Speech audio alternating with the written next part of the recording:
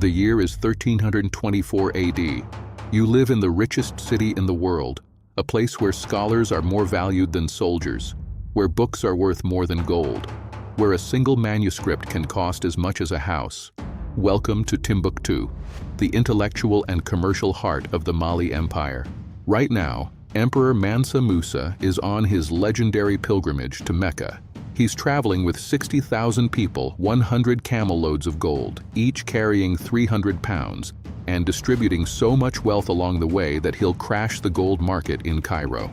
His generosity will cause inflation that lasts a decade. But here's what most people don't know. Timbuktu isn't just about gold. It's about knowledge. This city has 3 great mosques, over 100 Quranic schools, and a university system, the Sankore University, that rivals anything in medieval Europe or the Islamic world. Scholars come from across Africa, the Middle East, and even Southern Europe to study here. You wake in your mud brick house near the Djinguereber Mosque. The architecture is distinctive, West African Sudano-Sahelian style with wooden beams protruding from walls, making buildings look like porcupines. But don't let the mud fool you. These structures are sophisticated, designed for the harsh Saharan climate. Thick walls keep interiors cool. Ventilation systems channel breezes. Courtyards create microclimates. Timbuktu sits at the intersection of the Sahara Desert and the Niger River. That geographic position makes it the perfect trading hub. Salt from Saharan mines, gold from southern forests, slaves from raids and wars, ivory, copper, textiles. Everything flows through Timbuktu, but the most valuable commodity? Books. Timbuktu's libraries hold hundreds of thousands of manuscripts. Islamic law, astronomy, mathematics, poetry, history, medicine, philosophy, written in Arabic, African languages, sometimes both. These aren't primitive texts. These are sophisticated scholarly works that will shock European discoverers when they finally see them centuries later. You're a scribe, someone who copies manuscripts by hand. It's prestigious, skilled work. Literacy rates in Timbuktu are higher than in most of medieval Europe. Education is valued, knowledge is power, and your city is drowning in both. The sun rises over the Sahel. Another day in the Golden Age. Another day in a city the world will one day forget. And then rediscover, and struggle to believe. After morning prayers, you head to Sankore University. Not a single building, more like Oxford or Cambridge centuries later. It's a network of mosques, madrasas, and private homes where scholars teach. The system is sophisticated. Students progress through levels, memorizing the Quran first, then studying Arabic grammar, Islamic law, mathematics, astronomy, history. The most advanced students engage in scholarly debates that can last hours. The library holdings are extraordinary. Over 700,000 manuscripts in Timbuktu's various collections, though that number will grow. Works by Islamic scholars like Al-Ghazali and Ibn Sina, African historical chronicles, astronomical tables, medical texts describing surgical procedures, legal commentaries analyzing complex inheritance cases. You see Ahmad Baba's grandfather studying. He's a respected scholar whose family will become legendary in Timbuktu's intellectual history. Ahmad Baba himself, born 2 centuries later, will personally own 1,600 books, making him one of the most prolific scholars in the Islamic world. But that's the future. Right now, the Golden Age is just beginning. A teaching circle discusses mathematics. The scholar explains algebraic concepts using Arabic numerals, a system that won't reach Western Europe for another century. Students take notes on wooden tablets, practicing until they master the concepts, then transcribing onto expensive paper. Paper is precious. Most comes from North Africa or the Middle East, traveling across the Sahara by camel caravan. A single sheet can cost a day's wages for a laborer. That's why manuscripts are so valuable. A complete book represents months of labor, expensive materials, and irreplaceable knowledge. Another circle debates Islamic jurisprudence. The legal tradition here is Maliki, one of the 4 schools of Sunni Islamic law. But Timbuktu's scholars don't just memorize. They analyze, critique, develop new interpretations. This is living intellectual tradition, not dead dogma. Women scholars are present too. Not as many as men, but Timbuktu's intellectual culture includes educated women who teach, write, and participate in scholarly discourse. Some of the manuscripts credit female authors or note female students. European stereotypes will later claim Africa had no written tradition, no scholarship, no universities. Timbuktu proves that's completely false. This is one of the medieval world's great centers of learning, and nobody in Europe knows it exists. You finish copying a manuscript, a commentary on Quranic interpretation. Your hand cramps from hours of careful Arabic calligraphy. But the work is satisfying. You're preserving knowledge, building civilization, contributing to human understanding. This is what Timbuktu does. While Europe burns witches and fights religious wars, West Africa builds libraries. Mid-morning at the main market. This is where Timbuktu's wealth becomes visible, and it's staggering. A camel caravan just arrived from Tagaza, the Saharan salt mines 500 miles north. The camels carry massive slabs of rock salt, each weighing 200 pounds. In the desert, salt is literally worth its weight in gold, sometimes more.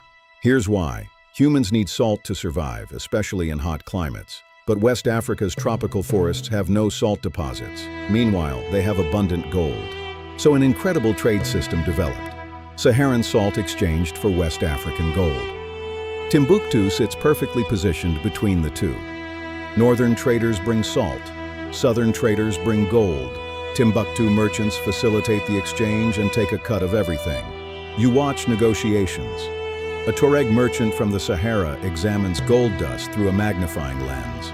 The seller, a Mandinka trader from the southern forests, waits patiently. They communicate in Arabic, the region's lingua franca, though each speaks different native languages. The scales come out, balancing gold against standard weights. The precision is impressive. Merchants can detect differences of a fraction of a gram. Fraud is punished harshly. Timbuktu's commercial reputation depends on honest weights and fair dealing. Salt isn't the only commodity. You see copper from Saharan mines, used for cooking vessels and decorative metalwork. Cowrie shells from the Indian Ocean, used as currency in some regions.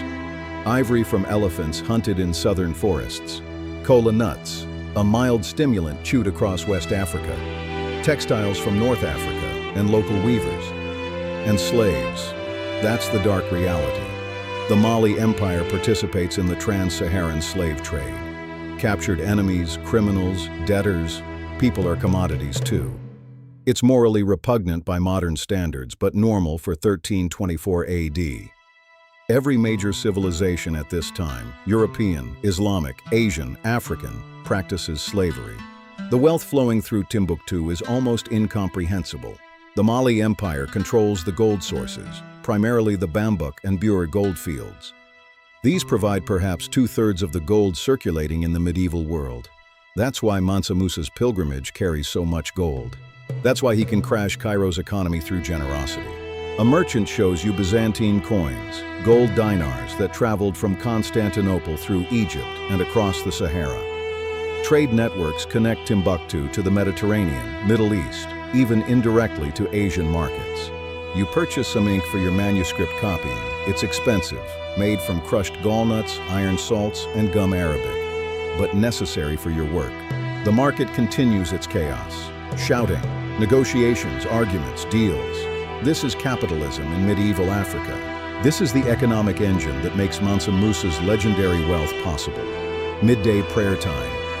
You join the crowds at Djinguereber Mosque, commissioned by Mansa Musa himself after his return from Mecca. Though it was finished just 3 years ago in 1327 in the actual timeline, let's say construction is ongoing in 1324 as he's still on pilgrimage.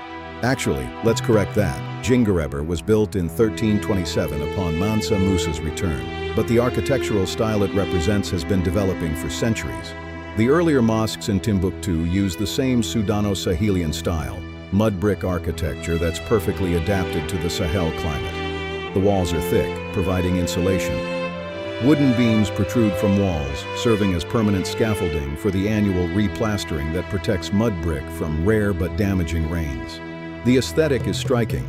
European visitors centuries later will struggle to appreciate it, finding mud architecture primitive. They'll miss the sophistication entirely. The engineering required to build multi-story mud structures, the maintenance systems that preserve them for centuries, the acoustic design that makes the mosque's interior perfect for prayer and teaching. The prayer hall is cool despite the desert heat. The thick walls and high ceiling create natural ventilation. Columns support the roof, each one a palm trunk carefully selected and treated. The floor is covered with woven mats. Worshippers arrange themselves in rows. Rich and poor pray side by side. That's Islamic principle. Though in practice, the most prominent scholars and merchants tend to occupy the front rows. Social hierarchies exist even in holy spaces. The imam leads prayers in Arabic. Not everyone speaks Arabic fluently, but everyone knows the prayers through memorization. After the formal prayer, he delivers a khutbah, a sermon discussing religious obligations, community issues, moral guidance. Today's sermon addresses charity, with Mansa Musa's legendary generosity being discussed throughout the Islamic world. Word has reached Timbuktu through travelers. The imam emphasizes that charity shouldn't be ostentatious. True piety is private devotion, not public spectacle. It's a subtle criticism of the emperor's over-the-top pilgrimage. Not everyone approves of the gold distribution that crashed Cairo's economy. Some think it was showing off rather than genuine piety. After prayer, scholarly discussions continue in the mosque courtyard. This is where informal teaching happens. A respected elder answers questions about Islamic law. A returning pilgrim describes his journey to Mecca. News and knowledge spread through these conversations. You notice the diversity.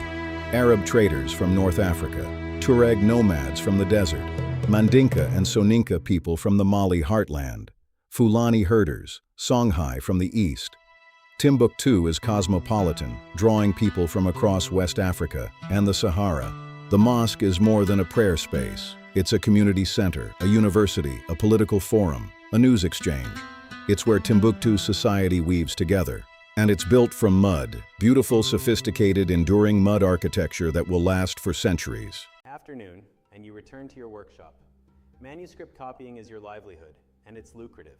Books are Timbuktu's most prestigious commodity. You're currently working on a copy of Ibn Sina's Canon of Medicine, a comprehensive medical encyclopedia. The original was written in Persia 300 years ago, but copies have traveled across the Islamic world. Your client is a wealthy merchant who wants it for his personal library. The work is painstaking. Arabic calligraphy must be precise. One mistake and you waste expensive paper. You use a reed pen, dipping it in iron gall ink. Your hand moves steadily across the page, forming the flowing Arabic script. Beside you, another scribe copies a mathematical text, Al-Khwarizmi's work on algebra. Yes, the word algebra comes from Arabic, and these texts are being studied in Timbuktu while European scholars are just beginning to encounter them. A bookbinder works in the corner. He's creating leather covers for a completed manuscript. The leather is dyed indigo, a luxury. The covers will be tooled with geometric patterns. The final product will be beautiful, durable, expensive. Your master, the workshop owner, negotiates with a client. A scholar wants a complete copy of Al-Tabari's History of Prophets and Kings, a massive 39-volume chronicle of Islamic history. The price being discussed is astronomical. It could take years to complete the commission, but it will be worth a fortune. This is Timbuktu's economy in action. Yes, gold and salt flow through the markets, but the real wealth, the lasting wealth, is intellectual. The manuscripts being created here will survive for centuries. Some are in Timbuktu's libraries today, 700 years later. Physical proof of West African scholarly tradition. Some texts are unique to West Africa. Chronicles of Mali Empire history written by local scholars. Astronomical observations made in Timbuktu. Legal commentaries addressing specific West African social issues. This isn't just copying foreign works. This is original African scholarship. The value of books creates a problem: theft. Wealthy families guard their libraries carefully. Some manuscripts have ownership inscriptions, curses written against anyone who steals the book. The curses are serious. May God blind the eyes of the thief who takes this book. You notice a customer examining finished manuscripts. He's from Egypt, traveling the scholarly network that connects Timbuktu to Cairo, Damascus, Baghdad. He's impressed by the quality. Your calligraphy rivals anything in Cairo, he says. It's high praise. As afternoon progresses, you continue copying, line after line, page after page, building knowledge, preserving civilization. This is your contribution to human progress. And centuries later, when Europeans discover Timbuktu, they'll be shocked to find these manuscripts. Shocked that primitive Africa had sophisticated literacy. Their racist assumptions will crumble in the face of physical evidence they can't deny. Evening approaches. You walk to the Niger River, just a few miles from the city. This river is Timbuktu's lifeline, connecting the Sahara to the forests of the south. The Niger is one of Africa's great rivers. It flows in a peculiar arc, starting in the Guinea highlands, flowing northeast toward the Sahara, then turning southeast toward the Atlantic. Timbuktu sits near the northern arc, where the river is closest to the Saharan trade routes. Fishing boats dot the water. The Niger provides protein: catfish, tilapia, Nile perch. Fishing is a skilled profession, with techniques passed down through generations. The catches are sold in Timbuktu's markets, feeding a population that can't survive on grain alone in this harsh climate. Women wash clothes and collect water. Children swim and play. The river is a social space, not just a resource. You see the river port, boats being loaded with goods. The Niger is a highway. Boats travel downstream carrying salt, copper, and manufactured goods from the north. They return upstream with gold, cola nuts, and slaves from the south. The vessels are distinctive: large canoes carved from single tree trunks or larger constructed boats with mat sails. Navigation is skilled work. The river has seasonal variations: flooding during rains, dropping during dry season. Sandbars shift, rapids in some sections. Experienced pilots command high wages. A storyteller performs near the riverbank, a griot reciting Mali Empire history. The oral tradition here is sophisticated. Griots memorize genealogies going back centuries, preserve historical events, maintain cultural knowledge. They're living libraries in a society that also has written records. The story being told is about Sundiata Keita, the founder of the Mali Empire who defeated the sorcerer king Soumaoro Kante at the Battle of Karina a century ago. Every child in the empire knows this story. It's their origin myth, their national epic. You listen, though you've heard it countless times. The performance is compelling. The griot uses different voices, sound effects, audience participation. This is entertainment, education, cultural preservation all in one. As the sun sets over the Sahel, the sky turns orange and purple. The desert heat breaks. A cool breeze comes off the river. You think about Mansa Musa on his pilgrimage, the ruler who will put Mali on world maps. Literally, on the 1375 Catalan Atlas, Mansa Musa will be drawn holding a gold nugget. Right now, he's somewhere in the Middle East, distributing wealth, impressing foreign courts, demonstrating that African empires can rival anything in Europe or Asia. And here, in Timbuktu, life continues. Scholars study, merchants trade, scribes copy manuscripts, the river flows, the golden age continues. For now. Night falls over Timbuktu. Oil lamps light the streets. Families gather for evening meals. You sit with your family, eating millet porridge, discussing the day. Your children ask about Mansa Musa's pilgrimage. Will he return with wonders from Mecca? Will he bring more scholars to Timbuktu? You tell them stories about the emperor's legendary wealth, though you wonder if the tales are exaggerated. They're not. If anything, the reality exceeds the legends. But here's what you don't know. Timbuktu's golden age won't last forever. The Mali Empire will eventually decline. Successor states, Songhai, Morocco, will dominate the region. Timbuktu will remain important, but never again reach this peak. European colonization will devastate West Africa. The slave trade will drain the region of people. Direct transatlantic shipping routes will make Saharan caravans obsolete. Timbuktu will become isolated, impoverished, forgotten. By the 19th century, Timbuktu will be legendary in Europe, a mythical city of gold that Europeans desperately want to reach. Explorers will die trying to find it. When they finally arrive, they'll be disappointed. The glory has faded. The libraries are hidden. The wealth is gone. But the manuscripts survive. Hidden in private libraries, buried in desert sands, scattered across the region. Tens of thousands of manuscripts prove Timbuktu's intellectual tradition. In recent decades, scholars have been working to preserve them. They're digitizing texts, cataloging knowledge, proving what was always true. Africa had sophisticated written culture long before European contact. Those manuscripts you copied, some still exist in libraries in Timbuktu, Mali's capital Bamako, private collections worldwide, physical evidence that challenges racist narratives about African history. The mosques still stand. Djinguereber, Sankore, Sidi Yahya, all UNESCO World Heritage Sites. Though damaged by time, conflict and climate, they're being preserved. Mud architecture that has survived 700 years. Timbuktu is now a dusty town in one of the world's poorest countries. Islamist extremists briefly occupied it in 2012, destroying some manuscripts and tomb shrines. But the city survives. The legacy endures. What would you think if you knew that your golden age becomes forgotten? That Europe will claim Africa had no civilization? That it will take centuries for the truth to be rediscovered and acknowledged?